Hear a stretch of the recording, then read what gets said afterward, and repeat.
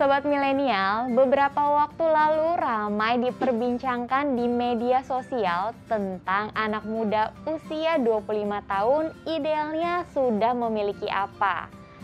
Dalam unggahan tersebut tertulis sejumlah pencapaian seperti tabungan 100 juta rupiah, cicilan rumah sisa 20%, kendaraan pribadi, hingga gaji minimal 8 juta rupiah. Sebenarnya tidak ada patokan usia 25 kamu harus sudah punya tabungan 100 juta. Nah, jika salah satu tujuan keuangan sobat milenial adalah mendapatkan uang 100 juta pertama, tetapi kamu tidak tahu bagaimana caranya, kita akan membahasnya di keuangan milenial kali ini.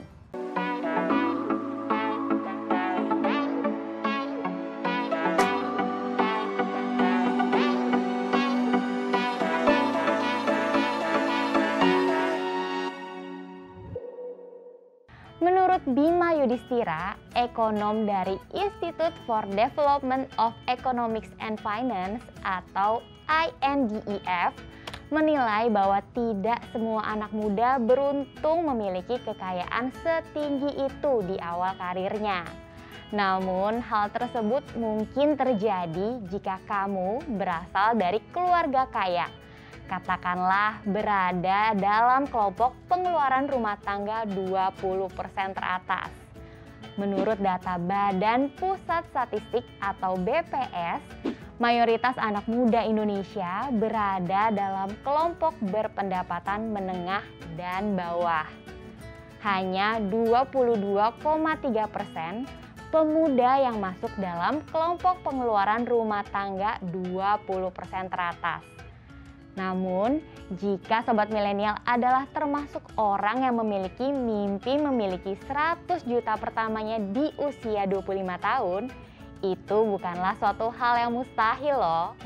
Mengumpulkan tabungan 100 juta, memiliki mobil pertama, rumah pertama, bisa dilakukan secara bersamaan asal tahu caranya, konsisten, dan dimulai secepatnya. Memahami hukum 72, salah satu formula pendekatan sederhana, artinya tidak 100% akurat matematis. Memahami bagaimana dana investasi kamu berkembang menjadi 2 kali lipat dari modal awalnya adalah aturan 72. Contohnya, jika kamu memiliki 1 juta, dan berniat berinvestasi pada suatu instrumen investasi dengan imbal hasil rata-rata per tahun 6% net setelah pajak, serta berharap dana tersebut menjadi 100 juta. Berapa jangka waktu investasinya? Aturan 72 membantu kamu menjawab. Formula aturan 72 menyatakan jangka waktu nilai investasi menjadi 2 kali lipat adalah 72 dibagi imbal hasil investasi atau rata-rata per tahun. Lalu, untuk menjawab pertanyaan di atas, yaitu 72 dibagi 6% sama dengan 12 tahun. Jadi, kamu membutuhkan waktu 12 tahun untuk mengembangkan uang 1 juta menjadi 100 juta. Wah, lama sekali ya sobat milenial. Bagaimana jika kamu ingin mempercepat dana berkembang menjadi 100 juta dalam 5 tahun? Kamu tinggal membagi 72 dengan jangka waktu yang diinginkan yakni 5 tahun. Artinya, target imbal hasilnya adalah 14,4% per tahun. Nah, sobat milenial, kamu bisa menggunakan aturan 72 ini untuk menghitung hasil 100 juta yang kamu harapkan.